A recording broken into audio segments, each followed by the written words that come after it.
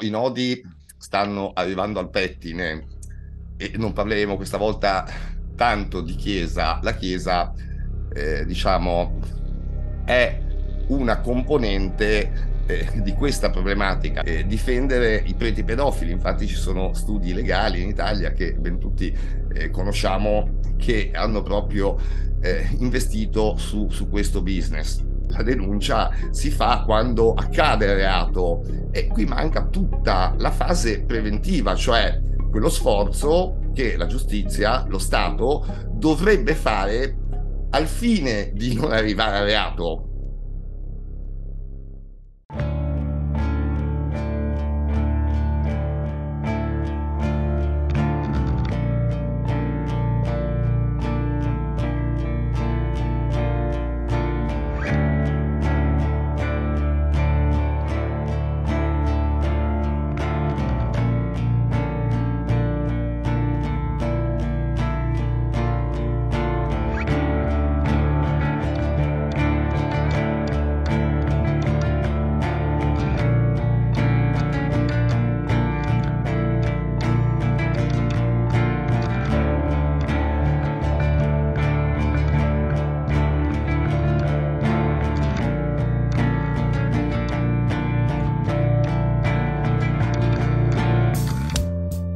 Allora, diciamo che un po' i nodi stanno arrivando al pettine e non parleremo questa volta tanto di Chiesa. La Chiesa, diciamo, è una componente di questa problematica, no? Quella che poi in realtà si è organizzata. In realtà la problematica che siamo andati a denunciare nei due testi, rispettivamente all'Unione Europea e alle Nazioni Unite, riguarda un sistema ben più ampio di fondo.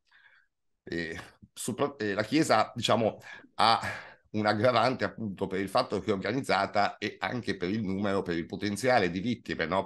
Pari alla percentuale, diciamo, della popolazione pedofila, perché purtroppo, come abbiamo visto anche in Francia, i sacerdoti cattolici in Francia sono riusciti ad abusare in media a testa 72 bambini ed è una cifra davvero enorme, ecco. Ieri c'è stata una comunicazione da parte delle Nazioni Unite sul protocollo che abbiamo mandato, che adesso stiamo capendo, va reindirizzato a un altro protocollo, diciamo, comunque vabbè, verrà rinviato di nuovo oggi.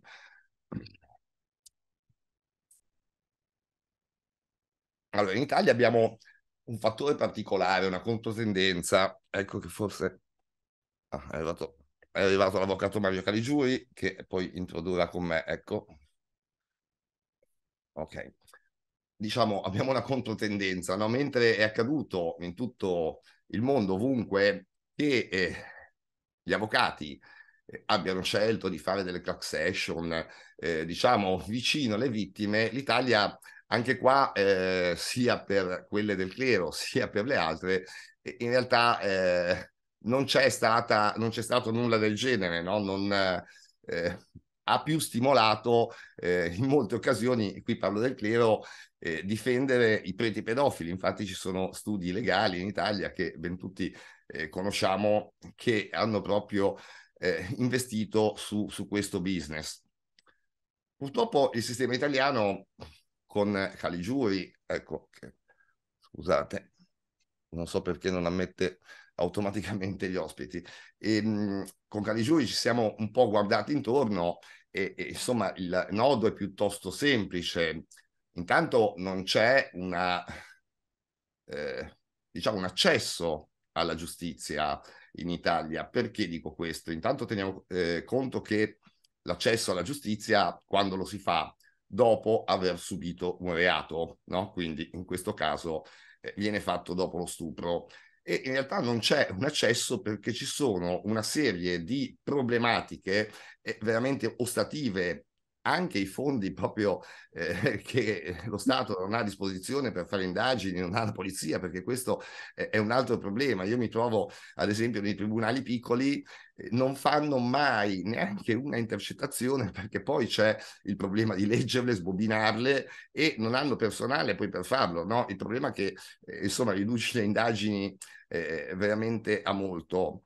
In più poi ci sono tutti i problemi della prescrizione. Sappiamo benissimo dagli studi accreditati che la vittima ha una maturazione, cioè spontanea, ovvero qualora non venga soccorsa da un adulto, quindi aiutata, stimolata a denunciare per tempo, ha una maturazione che va dai 20 ai 25 anni e anche di più. E come vedete, è vero che Lanzarote ha raddoppiato i termini di prescrizione e tuttavia non sono sufficienti, perché se la maturazione è di 25 anni con il Lanzarote, quindi dal 2013 la prescrizione è di 20, vedete che abbiamo un buco di 5 anni, un buco che si va poi ad aggravare quando nello specifico nell'ambiente della Chiesa, siccome esistono questi sportelli diocesani, che succede? La vittima istintivamente si reca presso questi e purtroppo però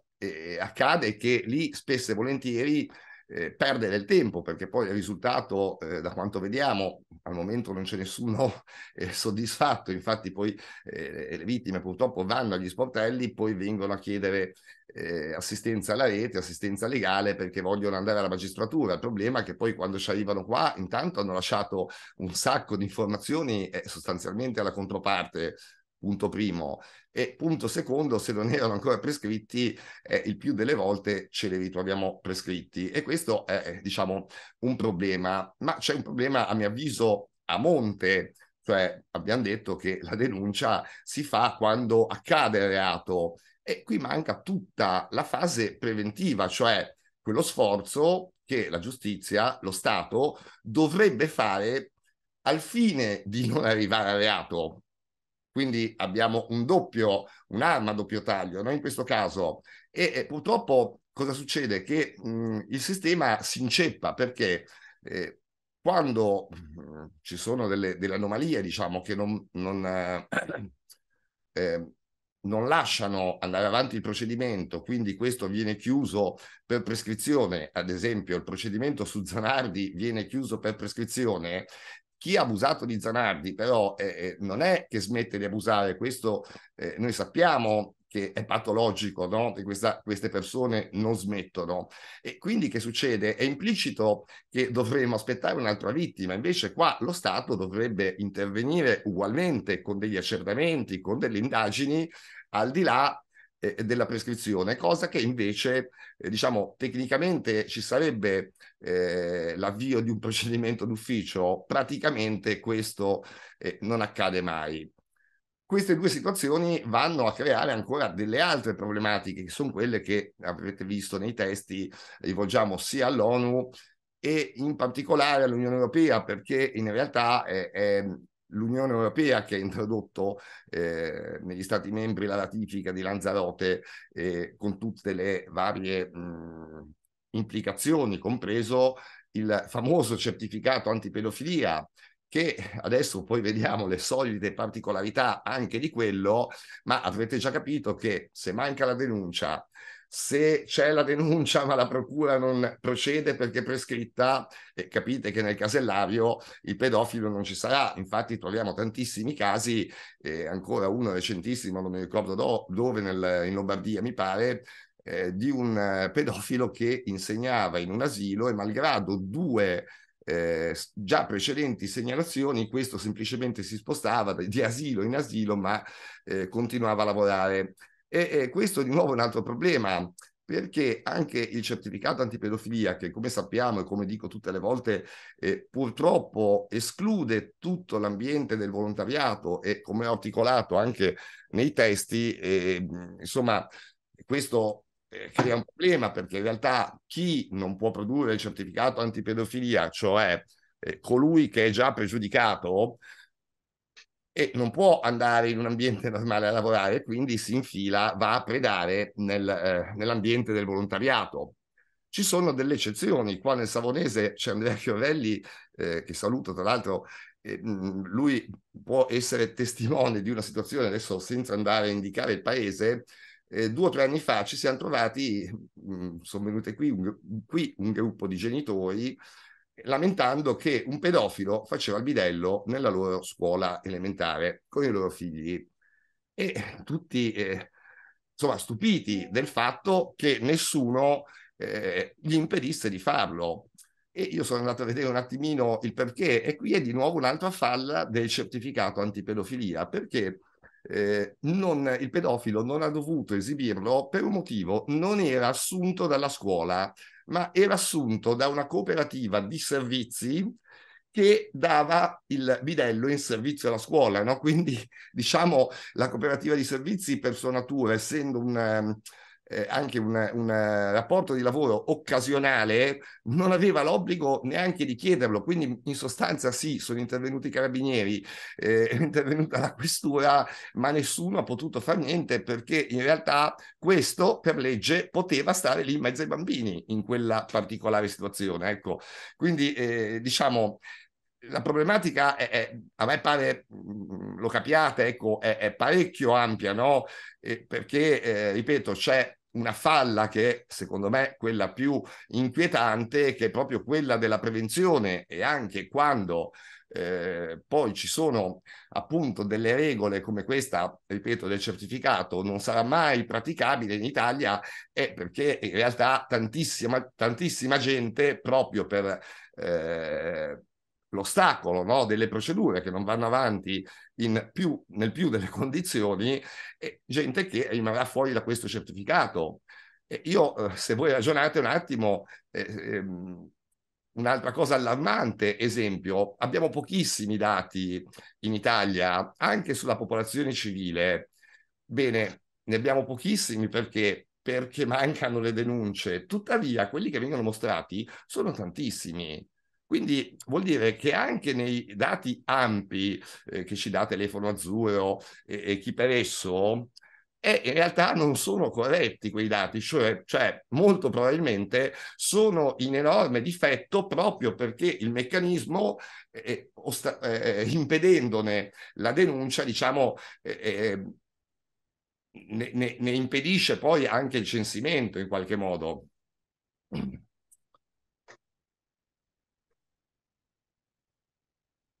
Quindi andrebbero introdotte appunto una cosa fondamentale, sicuramente è l'obbligo della denuncia per tutti i cittadini, come esiste in Francia.